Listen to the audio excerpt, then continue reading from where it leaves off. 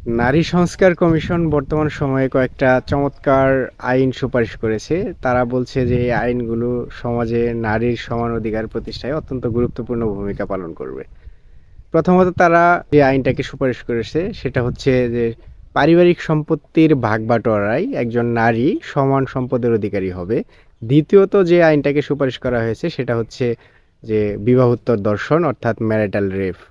একজন স্বামী যদি তার স্ত্রীর অনুমতি না নিয়ে তাকে স্পর্শ করে, তখন চাইলে সেই স্ত্রী তার স্বামীর বিরুদ্ধে ধর্ষণ মামলা দায়ের করতে পারবে বা ম্যারিটাল রেপ মামলায় সেই স্বামীকে শাস্তির আওতায় নিয়ে আসতে পারবে।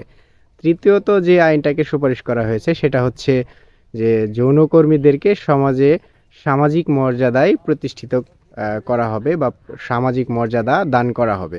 আমার মতে এই আইনগুলো পুরোপুরি বর্তমান সময়ে আমাদের সমাজে সাংঘর্ষিক ভূমিকা পালন করবে। তারা কিভাবে আদতে বলতেছে যে এই আইনগুলো সমাজে একটা নারীকে সমান অধিকার নিয়ে এসে দেবে বা সম অধিকার প্রতিষ্ঠিত করবে, আমি ভেবে পাচ্ছি না। আপনি একটু খেয়াল করে দেখুন, প্রথম যে আইনটাকে সুপারিশ করা হয়েছে সেই আইনে মূলত একটা নারীকে তার পিতা মাতার পরিবারে বা তার নিজস্ব পরিবারে একজন শক্ত প্রতিদ্বন্দ্বী হিসেবে দাঁড় করিয়ে দেওয়া হচ্ছে।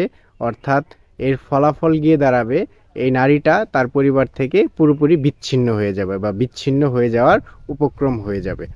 দ্বিতীয়ত যে আইনটাকে নিয়ে কথা বলা হচ্ছে সেই আইনেও তাকে কি করা হলো, তার যে দ্বিতীয় ঠিকানা অর্থাৎ স্বামীর পরিবার, তার জীবন সঙ্গীর সামনেও কি করা হলো, তাকে একটা শক্ত প্রতিদ্বন্দ্বী হিসেবে দাঁড় করিয়ে দেওয়া হলো। তৃতীয়ত যে আইনটাকে নিয়ে কথা বলা হচ্ছে সেই আইনটা সমাজে আমি মনে করি আরো ভয়ঙ্করভাবে প্রভাব ফেলবে।